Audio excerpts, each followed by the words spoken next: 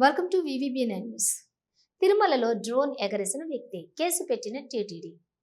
రోజుకో ఘటన వెలుగులోకి. తాజాగా శ్రీవారి ఆలయం పైన డ్రోన్ కెమెరా కలకలం. హిందువుల ఇలవేల్పు శ్రీవారి ఆలయంపై డ్రోన్ ఎగరవేసిన మహారాష్ట్ర భక్తుడు. తిరుమలలో ఓ భక్తుడు డ్రోన్ ఎగరవేశాడు.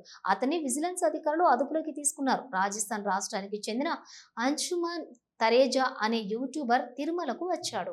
అయితే దర్శనం చేసుకున్న తర్వాత సాయంత్రం వేళలో డ్రోన్ ఎగరేశాడు.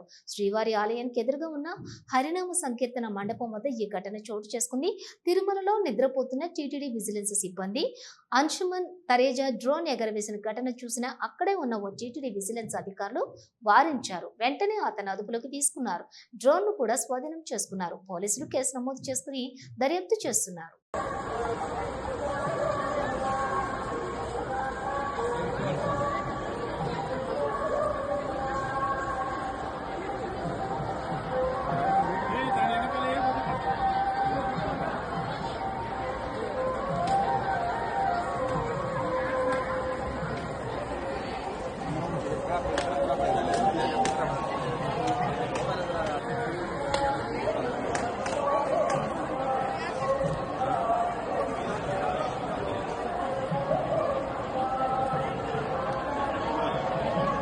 ఎంత ఉంటుంది?